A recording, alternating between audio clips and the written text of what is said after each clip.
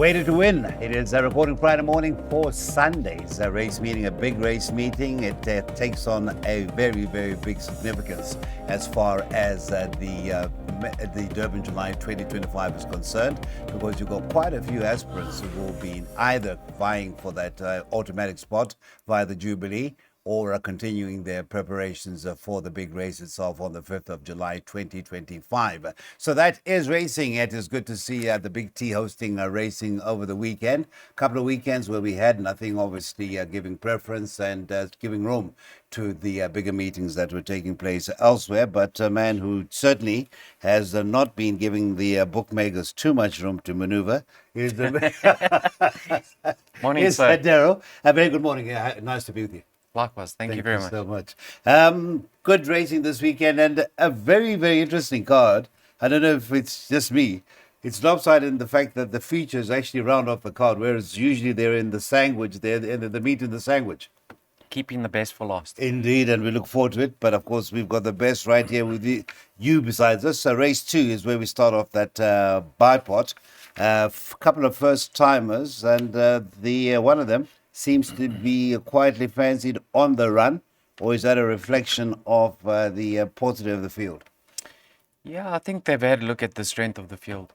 I'm not saying number 1 Fiery Rose is below average whatsoever. I mean, she put up a sparkling debut. She wasn't fancied on debut. You can see she drifted from 14 to 1 to 33 to 1. But I'm just having a look at her breeding. Now, she's by fire away out of a Flower Alley mare, and she's coming back in trip. Yeah, she did show pace on debut over the 1160, but a fire away by Flower Alley winning over 1,000 meters, I'm not too sure. The jury's out. For me, of the race runners, I think she should go very, very close. But if number 5 on the run is above average and has got a lot of toe back at home and is not too green, I think she could give her a run for her money on debut. Now, I had a look at her breeding. Her dam won twice over 1,200, or once over 1,200, the other over 1,250. And she has been supported in the anti-post market. I actually saw her priced up at 3 to 1. What is she trading now, sir? Who is this? Number 5. Number 5, that is on the run. Last I saw was around 22 to 10. Yeah, so she has been supported. Yes. And then I had a look at number 8, War Talk. Yes.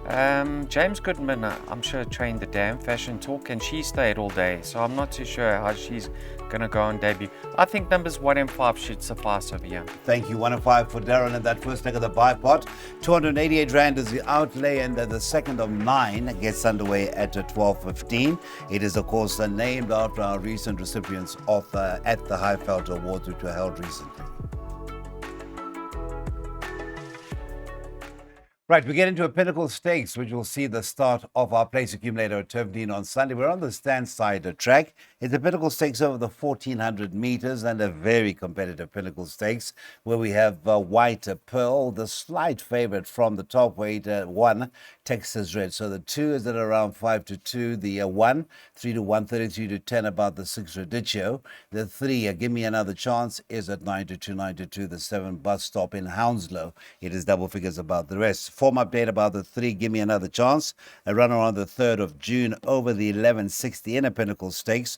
Finished 3rd, and that was 4.40 lengths behind Buffalo Storm Cody. So no main feet, a field of 11 from Give Me Another Chance. We love Give Me Another Chance, but just doesn't seem to put it together. Maybe this could be the stepping stone. Texas Red, that is not anywhere near the best weighted, but that is consistent, and that is your favorite 3 to. In fact, White Pearl is your best weighted 5 to 2, and then Texas Red, who is not there, is at 3 to 1. Yeah, if you may allow me just to run through the comments I got from Matthew de Kock, sponsored by Betway. Thank you. Courtesy of Betway. White Pearl, she's well weighted and in good form. She has a strong winning chance from a good draw. Mm-hmm. Then Give Me Another Chance. I'm just going to get to the point of here. Yeah. We know he's capable of winning a race like this, so he certainly has each way claims. And then We Can Go All Night. He's a tricky customer. He has only had 1 run for us. We're still getting to know him. He bears watching, probably 1 run short of his best. And then obviously you can go onto the Hollywood racing websites, and Bus Stop in Hounslow is doing extremely well at home and is expected to be right there.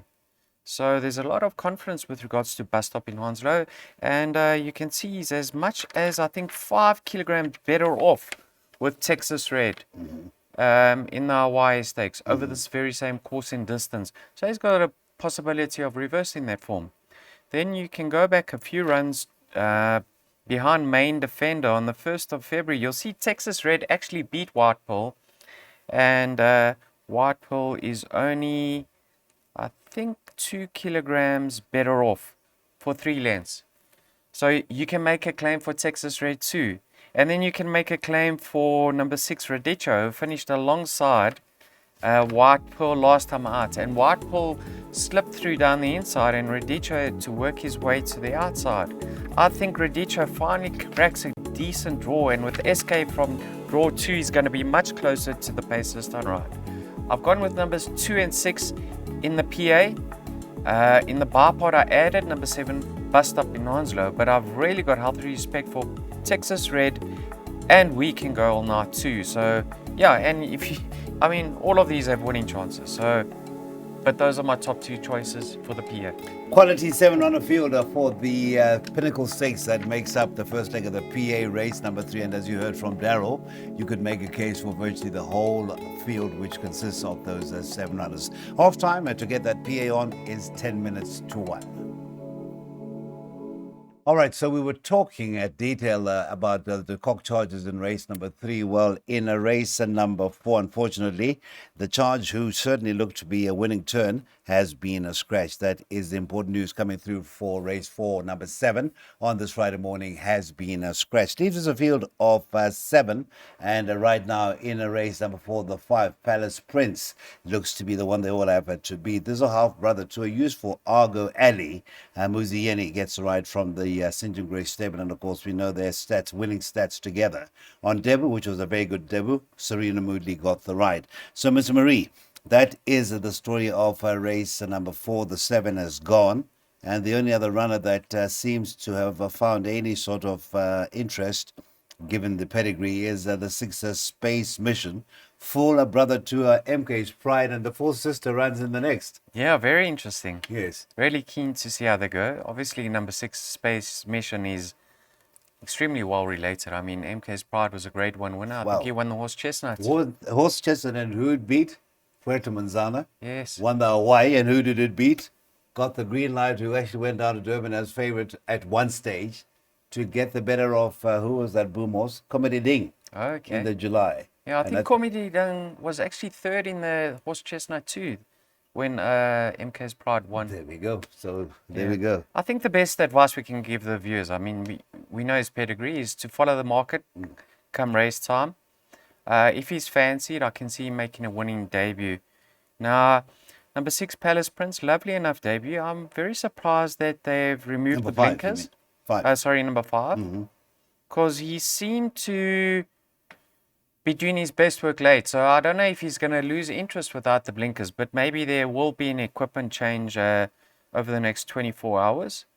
A little bit hesitant over that form line at this stage. Then you got number 1. He's well exposed. I see they've taken the blinkers off him because apparently, according to the comments from the Hollywood syndicates, he over-raced with them over this course and distance last time out.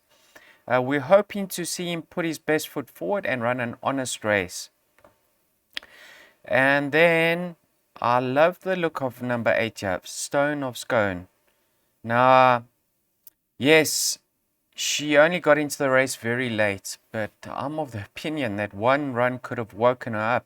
And if she's able to be in touch going through the 400 with 54.5 to shoulder, I think she's going to pose a threat over here. You need to watch that replay closely towards the latter stages. She was really staying on extremely well. I'm just a little bit concerned over the distance, but if it's not on the sharp side, I actually think she's going to challenge for top honors over here. In my pick 6, I went numbers 1, 5, and 8. Obviously, if number 6 Pace Mission wins, let's hope we happen to run second with one of those race runners.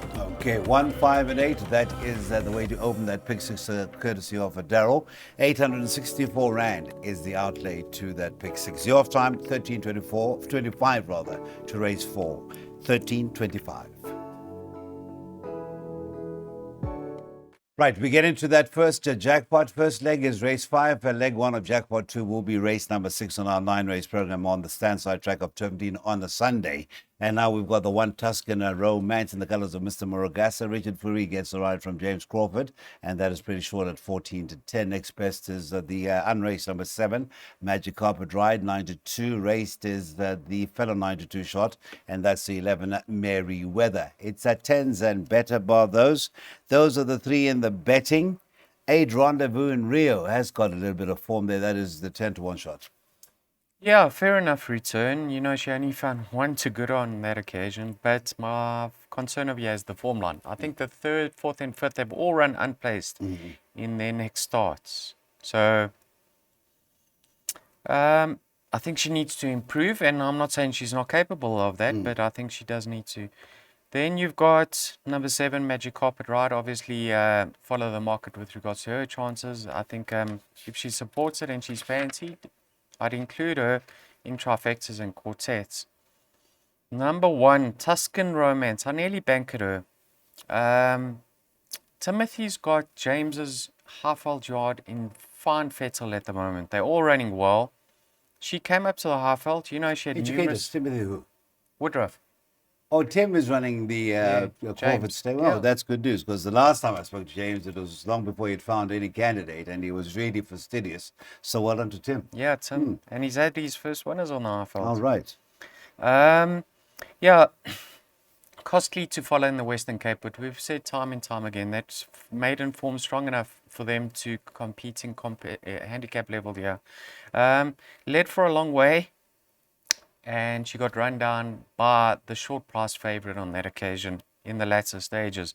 Comes back in trip, she's going to strip fitter. You know, Dan was an out-and-out sprinter, so Richard's going to let her bowl from that outside draw, and if she's good enough, she'll hold on. What's very interesting of here is the horse I Make Her Danger is trained by Johan Janssen van Vuren, and the winner who beat Tuscan Romance last time out is trained by Johan Janssen van Vuren. So he's clearly got a line with Pretty Persuasive. Number 10, Merry Weather. She came out awkwardly. She jumped inwards, and immediately thereafter, Gavin attempted to get some cover, and I didn't think it was a bad effort. You know, she never gave way in the latter stages. That run ought to have brought her on. I think Gavin, now that he knows her better in a race, will allow her. Listen, I could be away off the mark, but my opinion is he's gonna, because she wasn't fading last time, he's gonna make use of her and get her in the race this time around. So I think she could be the potential danger to the favourite. Watch out for money for number 10 over here, Leanne's Love. Mr. Stinky Poe's got a first timer trained by Robin Klaassen. I've got no idea, but her dam did win 3 races between 1,200 and 2,000, if that assists anyone with a little bit of extra info. But yes, you can see my jackpot. I've decided to go 1 and 11. The braver punters, maybe you want to bank number 1, Tuscan Romance. Okay, just a reminder as well that unlike the Big Six, that first timer rule doesn't count. So we've committed you to 1 and 11 being one of 2 horses that should see you through that first leg of the jackpot.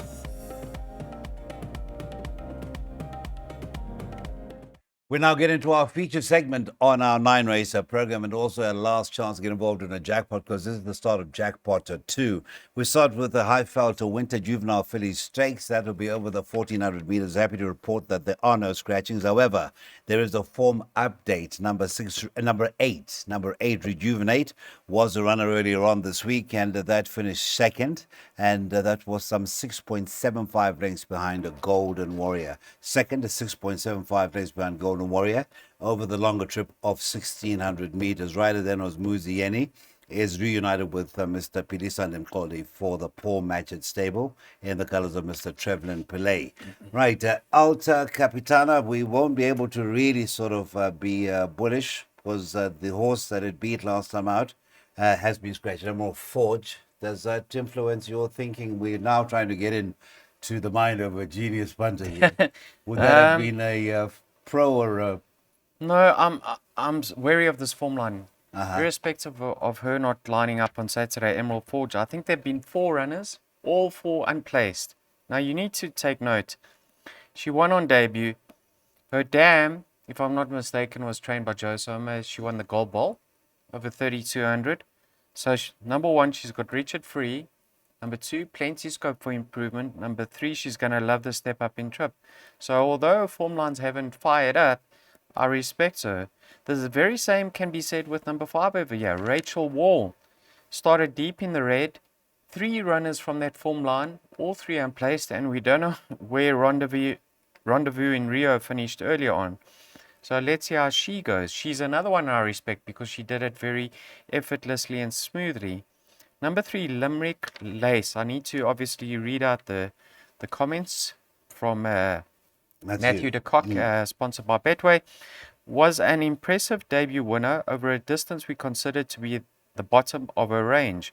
So the step up to 1400 should be the right up her alley. She has a tricky barrier. Will have to do more work than the rest in a competitive field. We give her a nice each way chance. Now listen to this, says. There have been no runners from her form line. However, we've had Fiery Rose compete in race 2. We've had Shimmering, I think, in the 5th. And we've had Stone of Scone. Now imagine all 3 of those have won. This filly's going to start deep in the red. And I've just included one other, number 4, Miss Novak's. Funny enough, I don't think she ran anywhere near her ability in her post-maiden effort. I watched her go down to the canter post. In my back of my mind, I'm rating this filly as better than what she's performed to date. So look for improvement from number 4. I've got all of numbers 1, 3, 4 and 5. If number 3's form lines have worked out on the day, many people will be having a bet. 1, 3, 4 and a 5. Those will be the numbers for Jackpot 2, the first leg, and that total outlay is 144 rand. That is your preview to the high-felt winter juvenile filly stakes over the 1400. All right, so we get into our second juvenile feature. This is the Highveld Winter Juvenile Stakes over the 1400 once again. And just having a look at the betting, it does look a lot more attractive than the first of the 2 that we discussed. But we've got Read All About It, who comes back as in fact, was gelded on the 23rd of April. And is having a 4th career outing, one first time out beating Bingo, who runs in the first. And last time out in against winners, finished a 3rd, 1.80 lengths behind a Red Penny. That form line, I don't know what you make of it, Mr. Marie, but to come out of that form line was a certain Sister Golden Hair, who had finished 2nd, a length and a half. Yes, correct. And obviously he's 3 kgs better off with the Red Penny this time round. Mm-hmm. Let me just touch on the comments, if I may, please.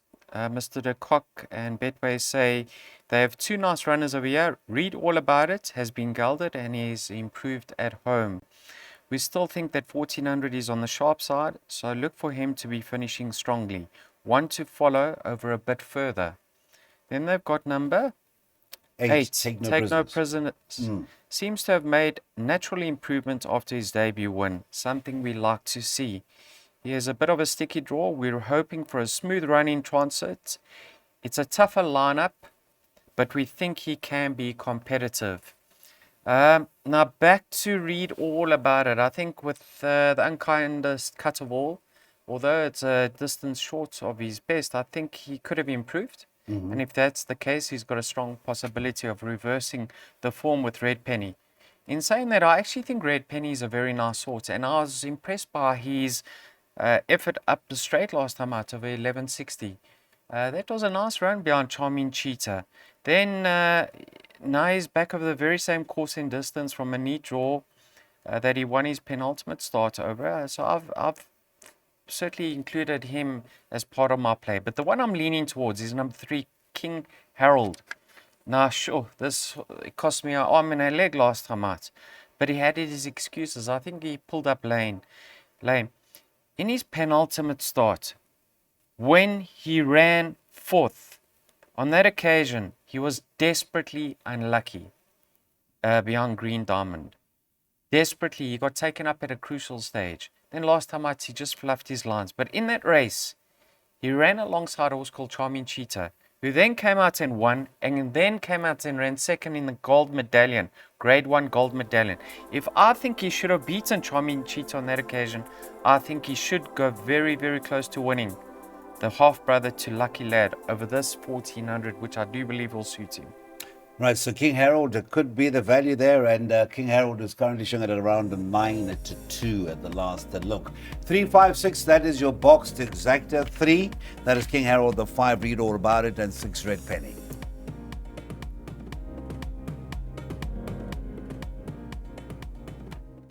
It is, of course, the big one on the afternoon. It is the 4 racing Jubilee Stakes, a grade 3 over the 1800 meters. Race number 8 is off at 3:45. As I was saying, the meat of the meeting is at the end.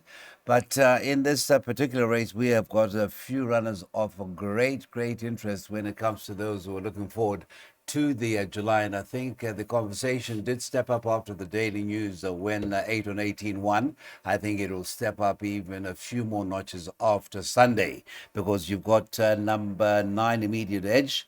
The second run after Gelding is at 5-2. Number 4, The Equator. First run in this hemisphere, 5-1. 4-1 is number 8. So it's 4-1, in fact. Numbers 4, The Equator, and the 8, Olivia's Way. Never have we ever looked forward to you imparting those wonderful words from your phone as we do now. We want to hear about Immediate Edge. Yes, once again, courtesy of Betway. He has had a lovely prep for this grade 3. He has a nice raw and bottom weight. Cabello knows him well. He's running with older horses in a strong race, but we're confident in his well-being and ability. He now has to step up to the plate and put his hand up for some of the big races coming up. So, you have to watch some of the big races, the big up. one coming. Yeah. So I think many of these horses fall into the same category. I think a lot of them are out there to win the Jubilee in order to qualify for the Hollywood Bets Durban July. The likes of Musical Score, the Equator. I'm not exactly 100% sure where they all sit on the current log. But I think Musical Score, as you remember, was supplemented Yeah. along with the same day as My Best Shot was supplemented. They're the 2 supplementary so far. so. I think a few of these need to win to seal the deal. Atticus Finch as well, then. Yeah. That is guaranteed. Yes, yeah. So I'm looking by because he doesn't want to pick up a penalty going into the July. And he was doubt second that. last year, by the way, just for interest's sake. So Musical Score needs to win. He's stepping up in triplets. Here he goes. Now the Equator, very interesting, son of Galileo, having his debut for Tony Peter on the Highveld. Have a look in here, his form line. He's been contesting races over 2,800. So in my mind, he's a galloper, well, more like a one-paced. I think the only option is to go up handy, because the going is going to be very quick on the Highveld over here. I don't know the horse. I've seen videos of him. He looks a lovely individual. He's beautiful to look at, but I just don't think they're going to be giving him a chance, especially if they want to win this and get him into the July. I'd say follow the market with regards to his chances. Immediate Edge, what a comeback as a gelding, over 1,400. I mean, this horse has done absolutely nothing wrong besides the Derby, where you can see it wasn't quite his effort. So, I mean, 3 wins in a second over a distance short of his best. 52 from Stallgate number 2. So much in this horse's favor. I think he's going to go run a blinder. And then I've added 1 for my exacta box. And let me tell you something, Wayo at the moment, I think is a stable you need to follow. And Kabedi knows him extremely well now. I loved the race he rode on him last time. Although he hit the front a long way from home, he was so patient on him. And Stallgate 3 now from a super fit horse. If you're looking for a little bit of a sneaker for the exacta box, he's my 3rd choice. So, like I say, what a race. I mean, if you can make it to the track, we've got some lovely horses competing on Sunday afternoon. That was wonderfully put. 4, 7, and 9. That is the suggested exact box. 4, 7, and 9. As if race 8 wasn't enough to send you home a cock a hoop after watching, whether you have won or not, but watching what could potentially be one or two entries into the final field for the 2025 renewal of the July. We have race number 9, where we have a couple that seem to be shoo-ins for that final field. The likes of Confederate and Legend of Arthur. In fact, Confederate was due to run in the Daily News, was a late scratching, is in the red, or at least was in the red the last time I looked last night, and that is still the case. You've got Kamensky, highly regarded, and rightly so, is the second favorite at 9-2. You've got Legend of Arthur, who is at around a 5-1 at that run after the Derby, when featuring in a 1400-meter Pinnacle. Mr. Murray, once again, leaving it up to you. Pumpkin Pie, the mother, we know had won the Oaks. That was Muzi Yeni, if memory serves me right. Sweetie Pie was the mother. Is it the Track and Ball Oaks or something? Yes, indeed. Yes, indeed. Yeah, I mean, Pumpkin Pie out at the weights, but what a lovely horse, eh? I mean, did you see where he quickened up from last time? Yes, admittedly, they went very quick up front, and it suited him, but wow, really, really lovely individual. I don't know if I'm going into this race too concerned about the ratings of here, because I mean, best weighted is Confederate, second best in is Legend on Arthur, and according to that, it's a 2-horse race. But Confederate, I mean, they have to be leaving meat on the bone for the Hollywood Bets Durban July, isn't it? This is part of his prep. Yes, he did miss the Daily News, and he might be very fit, but he's not going into this race 100% tuned. So I don't think he's going to run to his 118 rating. That's my opinion. Then you got Legend of Arthur. Many punters out there will say no gin, no win. And you can see this horse is being teed up for the July. So he's another one that doesn't want to rack up a penalty of a year going into the July. I think he'll be ridden quietly. If he gets there in time, he does it. But I don't think he's going to be too harshly punished. Now, number 3, Kamensky. This is a lovely horse. Yes, he's got his work cut out the weights. But look what he's achieved since being gelded. He came back in need of that start, and he gave Royal Force a fright. Then he got the better of Aristotle and Mount Darwin. And last time out, yes, it may appear as he was hard ridden towards the latter of the stages, but he hit the front a long way from home. That's not going to happen now with Confederate in the race. He'll be tanking into the race and tracking Confederate. If he's got the ability, he'll pass him, but I think he has to be taken seriously over here. And Buffalo Pumpkin Pie is my backup, well, my box quartet number. So 1, 2, 3, and 4. Obviously, 1, 2, 3, we've got 7. 1, 2, 3, and 7. Thank you. If the 4 comes in here now, don't cry for me. 1, 2, 3, and 7. Yes, we've got class individuals in this race, but please take note, they are prepping. 1, 2, 3, and 7. That is our quartet box for our very last. And thank you very, very, very much to Mr. Marie, and of course the contributions from our Betway sponsored stable of the Cox stable. That is Matthew and Mike. Much, much appreciated. I hope you make good use of it.